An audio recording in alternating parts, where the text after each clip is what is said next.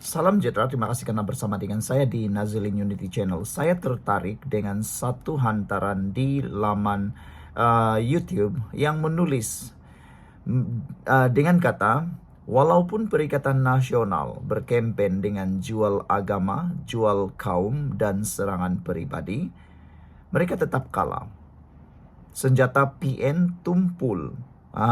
Tumpul dalam pilihan raya dan diramalkan PN akan terus tumpul dan terus tumpul dan akhirnya tidak akan menang lagi walau satu pun kerusi di mana-mana negeri.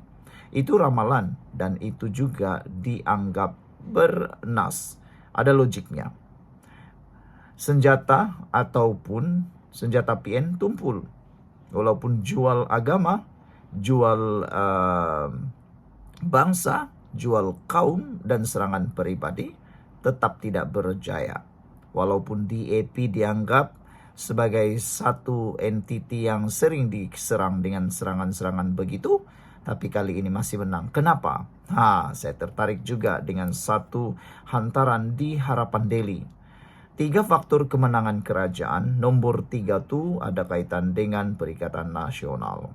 Kerajaan perpaduan berjaya membuktikan sokongan pengundi kepada pemerintah masih lagi kuat selepas memenangi kerusi Dewan Undangan Negeri Kuala Kubu Bahru dengan majoriti yang cukup selesa. Bagi Setiausaha Agung Amanah, Fadzil, terdapat 3 faktor yang mendorong kemenangan itu. Dengan salah satunya berpunca daripada penolakan rakyat terhadap politik 3R, yaitu agama, kaum, dan raja. Faktor pertama adalah keyakinan rakyat terhadap kemampuan kerajaan melaksanakan dasar perubahan untuk menyelesaikan masalah rakyat. Agenda ekonomi yang dilaksanakan Perdana Menteri Datuk Seri Anwar Ibrahim telah mula menunjukkan hasil dan ini memberi impak kepada kompas pengundian dalam PRK ini, ujarnya dalam satu ulasan terbarunya. Faktor kedua adalah komitmen Jentera Perpaduan PHBN yang tinggi dan kerjasama kedua-dua parti yang kukuh. Menurutnya, pengukuhan jentera kedua-dua parti itu penting kerana ia melambangkan persefahaman di peringkat akar umbi yang menjadi kekuatan kerjasama koalisi politik baharu negara. Manakala, faktor ketiga pula ialah kemenangan kepada blok pemerintah disebabkan pengundi terutama Melayu menolak politik 3R dimainkan Perikatan Nasional. Melayu terutamanya ahli dan penyokong UMNO telah kembali menyokong UMNO yang mengukuhkan kerjasama PHBN. Orang Melayu mula sedar pentingnya agenda pembangunan berbanding politik gulau dan sempit yang merugikan, ujar beliau. Selain itu, Faiz berpandangan kemenangan di ketiga-tiga PDM yang difokuskan amanah iaitu Kuala Kubu Baru, Air Jernih, dan Kerling menunjukkan jentera parti itu semakin matang dan bersemangat untuk terus berjuang memastikan kemenangan perpaduan dalam pilihan raya umum ke-16. Beliau menyifatkan majoriti 3.869 undi diperoleh oleh Pang Sok Tau adalah kemenangan sangat signifikan kepada kerajaan perpaduan. Selain daripada itu, satu lagi laporan yang lebih menarik ialah buat kali pertamanya anggota beruniform kembali menyokong kerajaan pertama kali.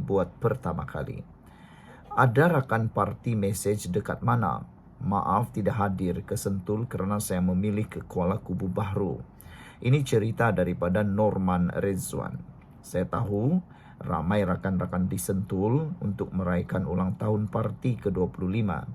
Jadi saya rasa tidak adil tinggalkan rakan-rakan kita yang terus berjuang di KKB, katanya. Selain Menteri Besar Selangor Datuk Seri Amiruddin Syari, kelihatan Bro Hanafi Sagenta Kumar juga turut ke sini dan Kamurul Bahrin Zahid. Kami berkumpul di pejabat UMNO bahagian Hulu Selangor. Saya kagum dengan sokongan UMNO untuk pilihan raya kali ini, katanya. Mereka begitu bersungguh-sungguh seolah mereka yang bertanding. Bagi saya selain PH, keperluan UMNO untuk bersama-sama bekerja keras bukan sekadar untuk kemenangan Pang Sok Tau, Tetapi demi mengembalikan keyakinan ahli UMNO dan orang Melayu bahwa parti itu masih relevan. Hujan lebat sepanjang perjalanan membuatkan jarak yang hanya 80 km memakan masa 2 jam lamanya.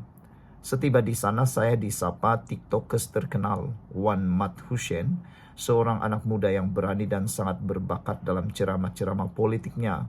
Tak balik lagi spontan dari saya. Saya salut kepadanya sebab dia hadir pada hari Kamis lalu untuk bersama TikTokers sepatutnya pulang selepas itu, tetapi terus bersama hingga ke saat akhir perjuangan. Sekejap lagi saya nak balik Kelantan, kata Wan Mat Hussein. Saya ucapkan selamat dan terima kasih atas pengorbanan membantu calon. Anak muda sepertinya yang kita mahukan bersemangat untuk berjuang hingga ke akhir.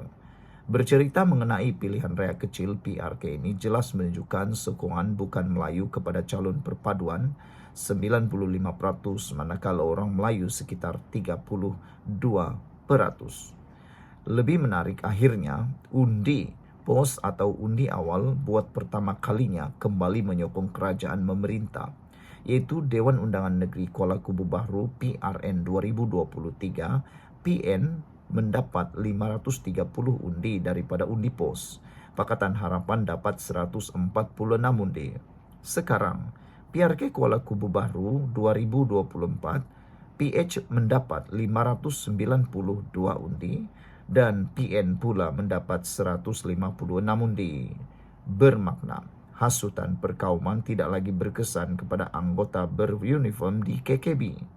Ya, signal yang baik dan saya harap usaha berterusan dengan gerakan ILID untuk membawa kembali anggota beruniform bersama kerajaan untuk memastikan usaha reform negara berjaya. Menambah nikmat kemenangan semalam apabila 3 kawasan majoriti Melayu berjaya dimenangi kerajaan perpaduan yang dulu dimiliki oleh Perikatan Nasional. Ia signal kejayaan UMNO bersama sokongan gerak kerja Pakatan Harapan berkempen di kawasan tersebut. Tahniah.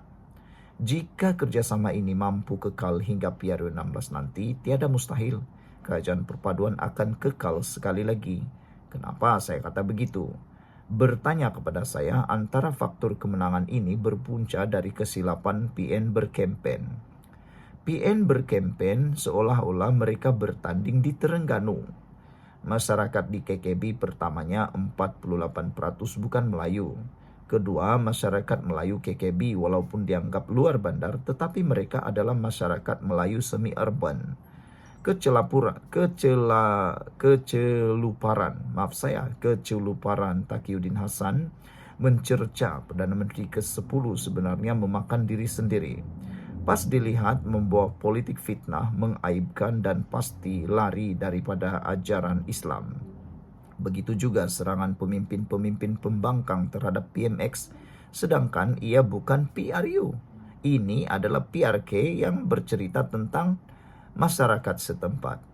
Sepatutnya serangan dituju kepada Menteri Besar Selangor kerana ia soal takbir urus negeri. Apabila berkempen lari dari konteks pilihan raya di KKB itu sendiri, yaitu permasalahan setempat, rakyat Melayu yang bijak di KKB merasakan PN hanya memainkan kempen sentimen fitnah dan kebencian. Apa kami rakyat di KKB dapat? Manifesto lewat dari Perikatan Nasional. Sedangkan calon kerajaan perpaduan Pang Sok Tau di setiap ceramahnya tanpa menghina lawan hanya perlu memberitahu manifesto atau agenda yang ingin dibawa olehnya jika menang di KKB. Itu bezanya pemimpin bijak dengan pemimpin yang bankrupt idea, hanya tahu mencerca lawan tanpa agenda pembangunan ekonomi. Mereka bukan bawa politik nilai tetapi hanya politik kebencian antara kaum. Saya yakin PN panik. Ini kerana mereka sekarang faham kempen perkauman hanya laku di kawasan Melayu, itu pun Melayu luar bandar atau desa. PN gagal menghasut Melayu bandar atas faktor akademik. PN tahu jika mereka terus berterusan membawa agenda Melayu, mereka hanya mampu paling kuat menguasai 73 kerusi parlimen. Jika selebihnya solid kepada kerajaan perpaduan, bermakna impian mereka untuk menjadi kerajaan musnah. Melihat politik Sabah dan Sarawak yang benci dengan perkauman, PN sebenarnya terjerat dengan mainan politik mereka sendiri. Agenda perkauman dan agama tidak akan membawa PN untuk pergi lebih jauh kerana rakyat Sabah dan Sarawak 100% menolak ekstremis perkauman. Pastinya pemimpin atau kerajaan negeri lebih selesa bersama PHBN yang dilihat sangat toleransi antara kaum. Buat kerajaan perpaduan jangan terlena.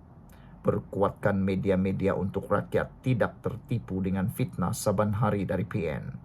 Fokus kepada anak-anak muda yang dianggap pengundi putih. Saya akan menganalisis lebih terperinci jika mendapat perincian jumlah pengundian di PDM berdasarkan pecahan kaum dan saluran undi atau umur. Postmortem perlu dilakukan di mana faktor kemenangan dan kelemahan di PRKKKB ini. Sekian dulu untuk kali ini. Jangan lupa tinggalkan komen Anda. Ikuti terus ulasan selepas ini.